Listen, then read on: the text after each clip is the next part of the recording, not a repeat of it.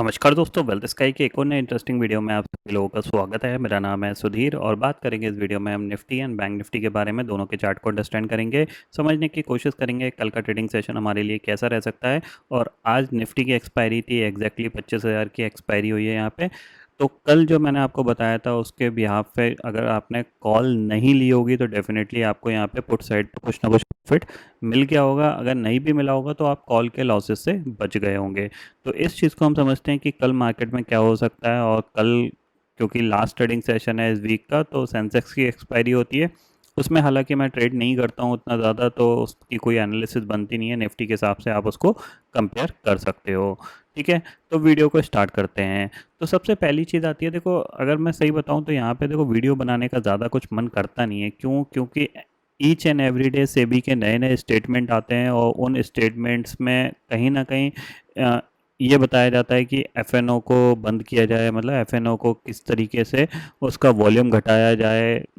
एक्सपायरियाँ आपकी वीकली एक्सपायरियाँ सिर्फ एक या दो होगी, कॉन्ट्रैक्ट साइज बहुत बड़ा बना देंगे, ये कर देंगे वो कर देंगे। तो फाइनली समझ में नहीं आता कि ये सारी चीज़ें कब ख़त्म होंगी एग्जैक्टली। क्या यहाँ पे कॉन्ट्रैक्ट साइज बढ़ाया जाएगा या फिर कॉन्ट्रैक्ट साइज सेम रखा जाएगा?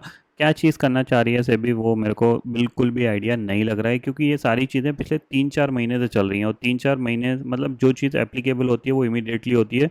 इतना लंबा सोच विचार करने का क्या मतलब है, कोई समझ में नहीं आता। सबसे पहली चीज़ ये आती है कि अल्टीमेटली मार्केट, देखो मार्केट का एक सिंपल सा प्रिंसिपल होता है। मार्केट क्या है? मार्केट को जितना फ्रीली छोड़ोगे मार्केट उतना ज़्यादा मेच्योर होगा, उतना ज़्यादा अपने आप को स्टेबल रखेगा। जबकि मार्केट में जितना ज़्यादा इंटरफेरेंस होगा, यहाँ पे रेगुलेटर का हो चाहे वो गवर्नमेंट का हो, मार्केट उतना ज़्यादा फ्रीली काम नहीं कर पाता है। ये सबसे अच्छी चीज़ होती है मार्केट की, क्योंकि मार्केट अपने आप को खुद ही एडजस्ट करता है।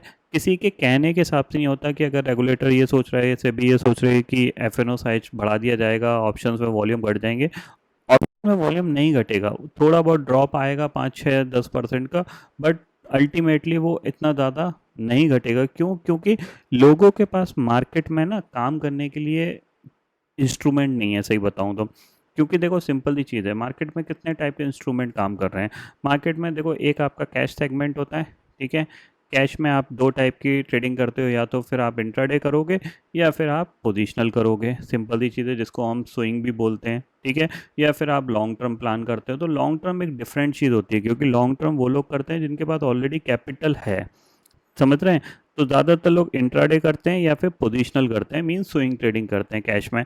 अब कैश में जो लोग इंट्राडे करते थे और अभी भी करना चाहते हैं, तो उनके लिए सबसे बड़ी दिक्कत क्या आती है? कैपिटल। कैपिटल की दिक्कत क्या आती है कि उनको कोई ऐसा एक्स्ट्रा मार्जिन बेनिफिट नहीं मिलता जिसकी वजह से वो अपने कम कैपिटल से अपने आप को एक इंट्राडे ट्रेडिंग में प्रमोट कर सकें और एक ठीक ठाक सा प्रॉफिट बना सकें, ठीक है ना। जैसे कि मैं आपको अपनी बात करूं, 2020 से पहले मैं ऑप्शन में बिल्कुल काम नहीं करता था, बहुत ही ना के बराबर ऑप्शन में काम करता था और सिर्फ निफ्टी ऑप्शन में काम करता था, इवन बैंक निफ्टी में भी नहीं करता था। क्योंकि कैश में बहुत अच्छा सेगमेंट मिलता है, क्योंकि कैश में क्या है, बहुत सारे स्टॉक्स हैं, आप उनको ट्रैक कर सकते हो, उनमें आप अपने ट्रेड डाल सकते हो। तो वो बहुत ईजी लगता था और वहाँ पे आपको मल्टीपल अपॉर्चुनिटी बहुत ज़्यादा मिलती थी। बट जब से सेबी ने कैश मार्जिन हटाया यहाँ पे, और मार्जिन का रूल हटने के बाद से क्या हुआ कि ज़्यादातर लोग क्या हुआ है, एफएनओ की तरफ बढ़े। क्योंकि एफएनओ में क्या है, एक ऑप्शन ही एक ऐसा बचता है कि जिसमें कि आपको एक कम अमाउंट में काम काज कर सकते हो, मीन 10,000, 15,000, 20,000, लाख रुपए, और उसके हिसाब से आप अपना रिस्क रिवॉर्ड ले सकते हो, ठीक है। अब फ्यूचर में जब मार्जिन खत्म हो गया तो लोग फ्यूचर में भी ट्रेड नहीं कर पा रहे थे, क्योंकि जाहिर सी बात है 1.5 लाख रुपए रख के अगर आप एक निफ्टी फ्यूचर में बाय सेल करोगे तो जितना आपका प्रॉफिट नहीं होगा उससे ज़्यादा ब्रोकरेज और टैक्सेस यहाँ पे बन जाएंगे, ठीक है। इसीलिए लोग ऑप्शन में शिफ्ट हुए। अब जब ऑप्शन में वॉल्यूम बढ़ गए, इन्होंने वीकली ऑप्शन लाते गए इन्होंने निफ्टी, बैंक निफ्टी के बाद फिन निफ्टी लाए, फिन निफ्टी के बाद आपका मिड कैप निफ्टी लाए, और मिड कैप के बाद सेंसेक्स, बीएससी ने भी देखा कि ऑप्शंस में वॉल्यूम ज़्यादा बढ़ रहे हैं तो वो सेंसेक्स का ऑप्शन लाए, फिर बैंक एक्स का लाए। तो इस तरीके से वीकली एक्सपायरी बहुत ज़्यादा बढ़ गई। अब इसमें से मैं बात करूँ तो वीकली एक्सपायरी में ये जो दो वीकली एक्सपायरी है ना, फिन निफ्टी और मिड कैप निफ्टी का, ये कोई यूजलेस है। ये सिर्फ लोगों को अट्रैक्ट किया गया है, मतलब सिंपल सी चीज़ है, लोगों को प्रोडक्ट दिया गया है, आप आके इसमें ट्रेड करो। तो सिंपल सी चीज़ है, जो ऑप्शन सेलर है वो ज़ाहिर सी बात है ऑप्शन सेल ज़रूर करने आएगा। क्यों? क्योंकि उसको पता है कि एक दिन की बात है, 9:15 बजे मार्केट खुलेगा, 3:30 बजे तक मेरे को अपनी पोजीशन को हैंडल करना है, और जो भी एंड ऑफ द डे मेरे को परसेंटेज मिलेगा, 2%, 4%, 5%, वो मेरा रिटर्न होगा। तो वो थोड़ा सा रिटर्न ज़्यादा होता है ऑप्शन सेलर के लिए। सेम चीज़ ऑप्शन बायर सोचता है, यार कम प्रीमियम में अगर जैकपॉट लग गया मेरे को तो बहुत अच्छी बात है, तो वो 10 खरीदता है, एक बार उसको लगता है। तो इस तरीके से वो अपने आप को मैनेज करके चल रहा होता है। और जो बिल्कुल नए हैं, बिल्कुल जो जिनको कोई आइडिया नहीं है मार्केट का, वो आके कंटिन्यू यहाँ पे लॉस करते हैं, क्योंकि उनको क्या है, पता नहीं होता कि थीटा किस तरीके से काम करता है, डेल्टा का क्या रोल है यहाँ पे, गामा किसे बोलते हैं, ऑप्शन में प्रीमियम कैसे डिके होता है, साइडवेज मार्केट होता है तो ऑप्शन का प्रीमियम क्यों घटता चला जाता है। उनको इस सब चीज़ों की नॉलेज नहीं होती, जिसकी वजह से क्या होता है कि वो लॉस में बहुत कंटिन्यू जाते हैं और बहुत तेज़ी से लॉस में जाते हैं। अब सेबी इसमें क्या चीज़ करना चाह रही है, अगर मैं सेबी की जगह होता तो मतलब मेरा जो ओपिनियन होता वो यही होता कि एफएनओ वॉल्यूम को कम करने से अच्छा ये है कि आप लोगों को एजुकेट करो, एक एंट्री बैरियर क्रिएट कर लो। आप आईटीआर के बेसिस पे एंट्री बैरियर क्रिएट कर सकते हो कि हाँ भाई, जिसने आईटीआर भरा होगा, जाहिर सी बात है आईटीआर भरने वाला बंदा इनकम कमा रहा होगा, तभी जाके वो मार्केट में काम करेगा। और जो अपने पेरेंट्स से ला रहा है, प्रॉपर्टी बेच के ला रहा है, या किसी के रेफरेंस से लोन से लेके आ रहा है, उनको अलाउड नहीं मिलता। तो इस तरीके के एंट्री बैरियर यहाँ पे बन सकते थे, एजुकेशन प्रोवाइड की जा सकती थी ब्रोकर हैंड से। जाहिर सी बात है इतने बड़ी चार्ज होते हैं ब्रोकरेज के, तो उस पॉइंट ऑफ व्यू से यहाँ पे बहुत सी चीज़ें हो सकती थी। बट पता नहीं, क्योंकि मैंने बोला ना, औरतों का सिंपल सा है कि उनको अपने आप को दिखाना होता है कि हम, अगर आप खुद सोचो, अगर आप 2020 से पहले की कहानी सुनोगे सेबी की, तो हार्डली कोई इंटरफेरेंस होता था सेबी की तरफ से मार्केट में। सिर्फ रूल रेगुलेशन बनाए जाते थे, ऐसा कोई इंटरफेरेंस नहीं होता था कि हम ये बंद कर देंगे, ये चालू कर देंगे। नॉर्मली जो मार्केट चलता आ रहा था उसी को कंटिन्यू मार्केट कर रहा था। बट जैसे ही ये चेयरपर्सन आई तो इन्होंने बहुत सी चीज़ें ऐसी चेंज करी जो मार्केट के लिए, मतलब बहुत लोगों के लिए नुकसान में रहा। जैसे मार्जिन रूल हटा दिया गया, तो उससे बहुत लोगों को इम्पैक्ट पड़ा, जो कि स्टॉक्स में या फिर इक्विटी में ट्रेड करते थे इंट्राडे, उनको बहुत ज़्यादा इम्पैक्ट पड़ा। ठीक है, इक्विटी का पूरा वॉल्यूम एफएनओ की तरफ शिफ्ट हुआ, तो जाहिर सी बात है अब इनको एफएनओ से प्रॉब्लम होने लगी है कि इतना वॉल्यूम क्यों आ रहा है। तो अल्टीमेटली मतलब एक just like a confusing stage है यहाँ पे, खुद को समझ में नहीं आ रहा है कि क्या करें। सिंपल सी चीज़ वो आ जाती है।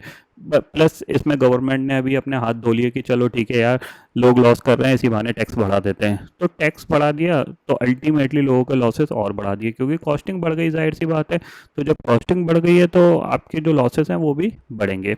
इसलिए थोड़ा सा वीडियो बनाने का मन नहीं करता है कि क्या चीज़ समझाओ, क्या अंडरस्टैंडिंग करो। एक तरफ एफर्ट ये लगाया जाता है कि यार लोगों को ये हेल्प की जाए कि मार्केट किस तरीके से बिहेव करता है, बट अल्टीमेटली कुछ ना कुछ कहीं ना कहीं हो रहा है। फिर लोग क्रिप्टो स्विच कर रहे हैं, तो क्रिप्टो में भी कह सकते हैं कि वहाँ पे भी आपकी जो ट्रांजेक्शन कॉस्ट होती है बहुत हाई है, तो वहाँ पे भी प्रॉफिट निकालना थोड़ा सा मुश्किल है। ठीक है, बट ये तो चलो चलता रहेगा। अब कल देखते हैं कल क्या हो सकता है।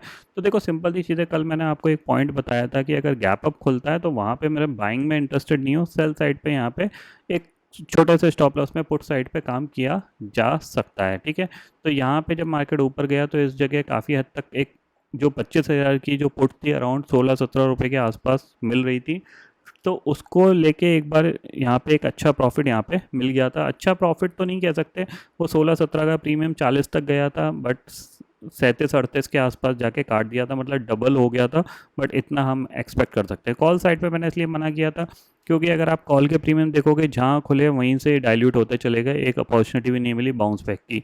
ये चीज़ ध्यान में रखिएगा। आप कल क्या हो सकता है, देखो सिंपल ही चीज़ है। अब ये इसी रेंज को प्ले करने की कोशिश करेगा, आपका ऊपर के लेवल पे रेजिस्टेंस फेस करेगा।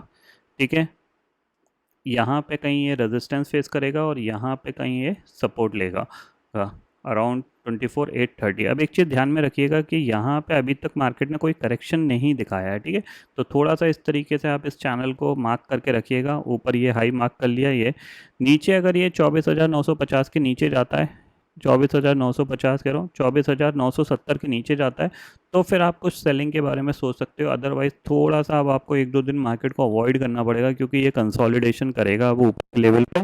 तो आपको थोड़ा सा यहाँ पे क्या है कि अपना मतलब कैपिटल को बचा के रखना है, क्योंकि यहाँ पे प्रीमियम बहुत तेज़ी से डिके होंगे। आज भी विक्स गिरा है, तो प्रीमियम थोड़े से एडजस्ट होने में टाइम लगेगा। 1-2 दिन आपको थोड़ा सा साइडवेज मूव ही देखने को मिलेगा।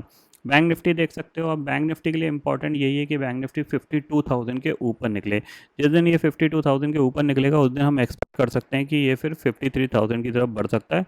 बट फिलहाल जो दिख रहा है सिचुएशन कि आपको ये चैनल के अंदर ये कामकाज करता हुआ दिखाई दे रहा है। तो चैनल अब ये छोटा होता जा रहा है, तो जब इसका ब्रेकआउट या ब्रेकडाउन या ब्रेकआउट दिखेगा तब हम यहाँ पे ट्रेड प्लान कर सकते हैं। तो मेरी तरफ से कल का ट्रेडिंग सेशन बिल्कुल अवॉइड है, क्योंकि आज जिस तरीके से निफ्टी ने एक्सपायरी दिखाई है तो वो दिख रहा है, इंडिकेशन दिख रहा है कि मार्केट थोड़ा सा अपने आप को एक कह सकते हैं साइडवेज के व्यू में यहाँ पे देख रहा है। ठीक है, ये पॉइंट आपको ध्यान में रखना है। ठीक है, तो कल का ट्रेडिंग सेशन आप अवॉइड कर सकते हो यहाँ पे, क्योंकि यहाँ पे क्या चीज़ है कि थोड़ा सा मार्केट अपने आप को साइडवेज जाएगा तो प्रीमियम बहुत तेज़ी से डाइल्यूट होंगे। तो अगर आपको कोई भी ट्रेड प्लान करनी है तो कोशिश करो 12 बजे के बाद प्लान करो, जब प्रीमियम बहुत सस्ते हो जाएं। अगर उनमें आप ट्रेड करोगे तो जाहिर सी बात है कि आपका छोटा लॉस होगा, और अगर आप सही हो गए तो आपको एक अच्छा प्रॉफिट यहाँ पे मिल जाएगा। ठीक है, तो आई होप दोस्तों ये पर्टिकुलर डाटा आपको समझ में आ गया होगा। दोस्तों फिलहाल इस वीडियो में इतना ही है। आई होप ये वीडियो आपको पसंद आएगा। वीडियो पसंद आता है तो लाइक और शेयर जरूर करिएगा, और चैनल को जो सब्सक्राइब कर लीजिए, क्योंकि मैं सुधीर लेके आता रहूँगा हर दिन आपको नए वीडियो। इसी के साथ शुक्रिया दोस्तों, जय हिंद।